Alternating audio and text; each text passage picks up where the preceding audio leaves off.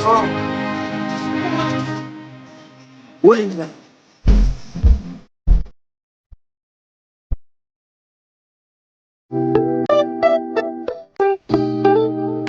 Guys, welcome to my channel. For today's video, tuturuan ko kayo kung paano gumawa ng napakadaling poster. So, ito guys, itutunan ko lang sa teacher ko kasi pinagawa kami ng poster. Hindi ako marunong mag-drawing. Hindi na ako marunong gumawa sa mobile phone. Nag-research ako. So, ito na guys, tuturo ko sa inyo kung paano gumawa ng napakadali at simpleng poster. So, without further ado, puntahan na natin ang ating screen. Yan, ito si Canva.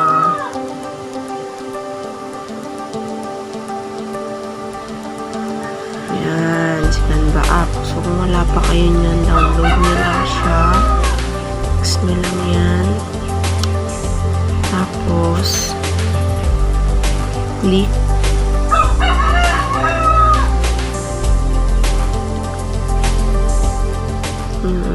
Wait lang natin.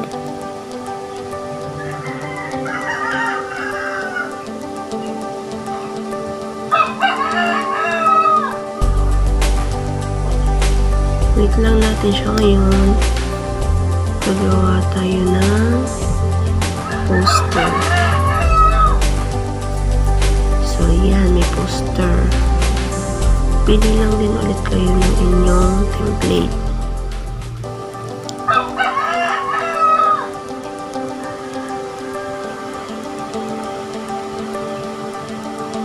Na marami po yan dyan.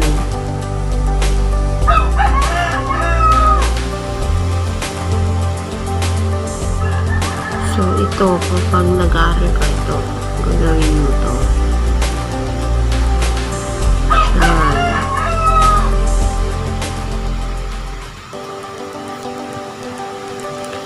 Pwede mo siyang i-customize. Tap mo lang siya.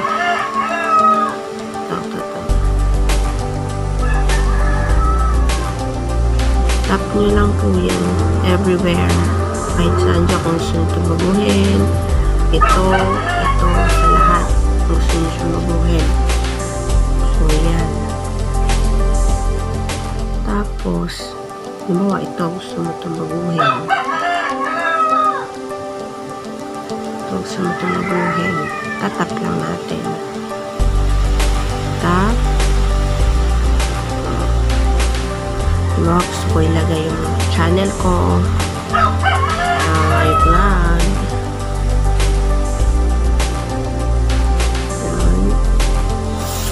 Check. And then, gusto mong baguhin yung font. So, baguhin natin yung font. Punta tayo dito. Font. Yan, font.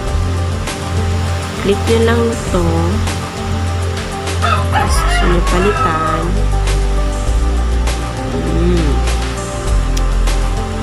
Siya, mamili lang kayo dyan guys kung anong gusto yung font, style font ninyo. Diba, LA vlog, ito, or so ito, check natin yan. So ito, gusto mo itong baguhin yung kulay. Pili ka lang din. Yan. So, sa Mercury, kung gusto mong baguhin si Mercury, maraming ibang kulay si Mercury. Yan, ganyan lang naman guys. Same lang din siya nung ginawa nating logo. Yan, check nyo siya. Kung okay na yan sa inyo, check nyo lang siya. Tapos, kung gusto nyo siyang i-save, ganito lang gagawin natin. Ito, tap nyo lang yan. Then, automatic na siyang mag-save. Okay niya.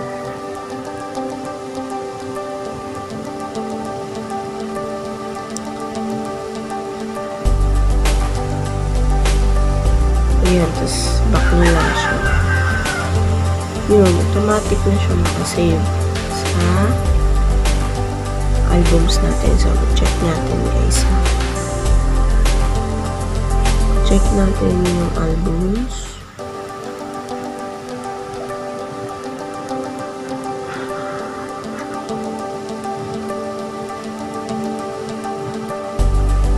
Oh, bakit wala siya? Kailangan natin siya i-check. Download na ba? Download. Unlock ko lang shoot ko. Not now.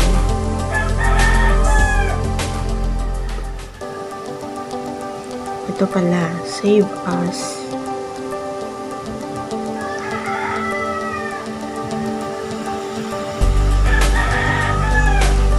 Download a draft.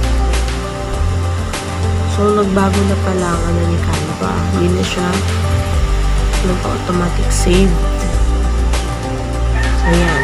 Save nyo na siya. Gusto nyo siyang i-share. Pwede nyo siyang i-share. Yan. So, yun guys. Basic lang. Diba? Basic lang siya. So, sa next video natin, abangan niyo po yung paggagawa ng invitation. Guys, ganun lang po kadali. See you on my next video.